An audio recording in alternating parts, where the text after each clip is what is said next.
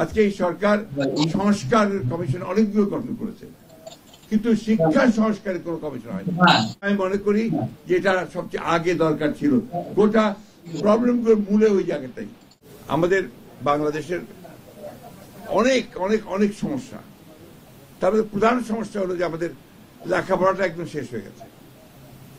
শিক্ষা ব্যবস্থা, শিক্ষা এটা আপনার একদম শেষ, ওটার মধ্যে কিছু অবশিষ্ট আছে আমার কাছে মনে হয় না। আপনি প্রাইমারি স্কুল থেকে শুরু করেন একেবারে ইউনিভার্সিটি, সব জায়গায় দেখবেন যে এত নিচে চলে গেছে, তার মান এটা ঠিক বলে বোঝানো যাবে না। ক্যাডেট কলেজের ছাত্র Sayed Abdullah, cadet college privileged শিক্ষা প্রতিষ্ঠানের একটা। এই দেশে কম সংখ্যক ছাত্রই সেখানে যাওয়ার সুযোগ পায় এবং এটা সরকার অনেক অর্থ ব্যয় করে, most privileged. What about the primary schools? একেবারে সেই কুড়িগ্রামের চরের রৌমারির চরের মধ্যে প্রাইমারি স্কুলটা বা হাই স্কুলটা, সেখানে কি শিক্ষা পাচ্ছে, কি ব্যবস্থাটা আছে, সেটা কিন্তু আমরা অনেকেই জানি না।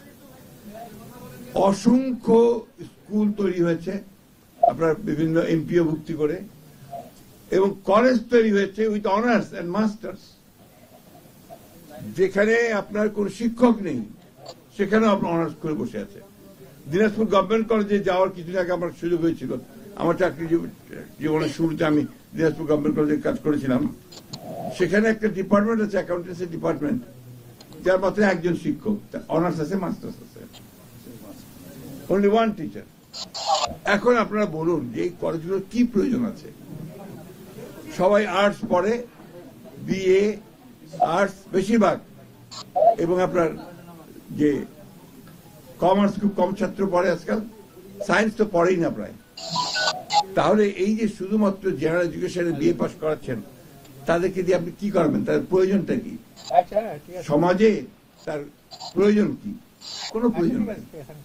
এবং যার ফলে দেখা যাবে যে তার পুরো শিক্ষাটাই ব্যর্থ হয়েছে। এর মধ্যে কি হয়?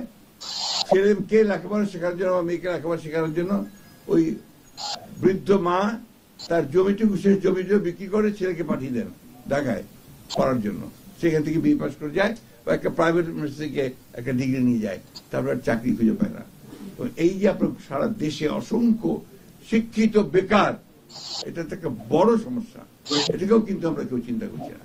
আজকে এই সরকার সংস্কার কমিশন অনেকগুলো গঠন করেছে, কিন্তু শিক্ষা সংস্কারের কোনো কমিশন হয়নি, যেটা সবচেয়ে আগে প্রয়োজন ছিল, যেটা আমি মনে করি যে এটা সবচেয়ে আগে দরকার ছিল। গোটা প্রবলেমগুলোর মূলে ওই জায়গাটাই।